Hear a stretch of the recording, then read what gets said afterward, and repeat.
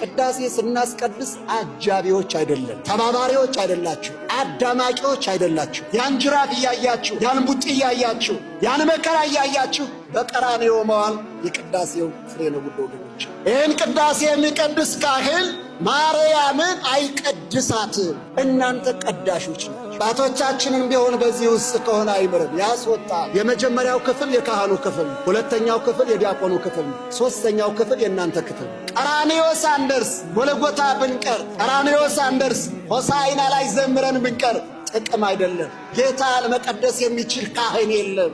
ቅዳሴ ይቀደስልናል። እኛ ገርማችሁ ቤተ ክርስቲያን ይታሰራልናል፣ ታቦት ጽላት ይቀረጽልና፣ ትምህርት ተአምራት ይደረግልናል። ያን ጊዜ የሰው ልጆች እንደ እግዚአብሔር መላእክት ይሆናል። ቅዳሴ ማርያምን መጨረሻውን ስታዩ የቅዳሴ ማርያም መጨረሻ እንዲህ ይጠቃለላል።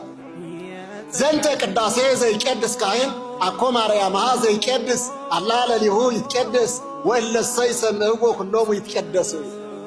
ይህን ቅዳሴ የሚቀድስ ካህን ማርያምን አይቀድሳትም። ማርያምን እንዴት ሊቀድሳት ይችላል? ማርያምማ ቅድስት አይደለችምን? ውድ ወገኖች የአምላክ እናት ከመሆን በላይ ቅድስና ከየት ሊመጣ ይችላል? የጌታ እናት ሆኖ ከመገኘት በላይ ቅድስና በየት ልናገኝ እንችላለን? እናትም ድንግልም ገረድም እመቤትም ከመሆን በላይ ቅድስና ልዩነት ከየት ሊመጣ ይችላል? ማርያምን አይቀድስም። ዛሬ የጌታ ቅዳሴ እዚህ ተቀድሷል። የጌታ ቅዳሴ ማለት ነው። ጌታን መቀደስ የሚችል ካህን የለም። ጌታን የሚቀድስ ጌታችን ኢየሱስ ክርስቶስን የሚቀድስ ስልጣን የለም። እሱ ራሱ የሚቀድስ ነው።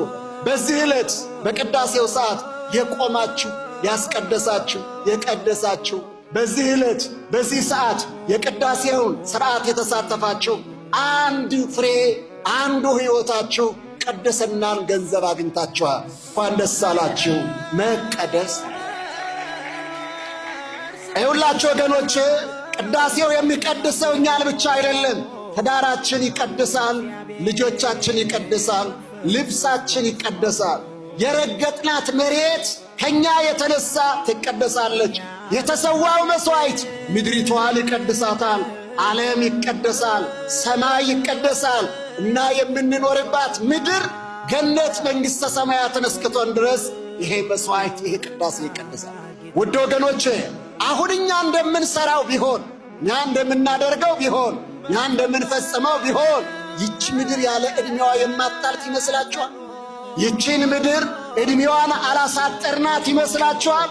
ዕድሜዋ የበዛው ሰማይ ዝናም የሚያዘልመው ምድር የዘሩባትን የምታበቅለው የተከሉባትን የምታጸድቀው የአባቶቻችን ቅዳሴ በቤተ መቅደሱ የሚሰዋው መሥዋዕት ምሕረት እያዘነመ ይቅርታ እያዘነመ ርኅራኄ እያዘነመ ፍቅር እያዘነመ እኛ ቀሰፈኝ እያልን ስንዘጋጅ እግዚአብሔር ምሕረቱን ቸርነቱን እያወረደ ለዚህ ዓመት ለዚህ ዕለት አድርሶናል።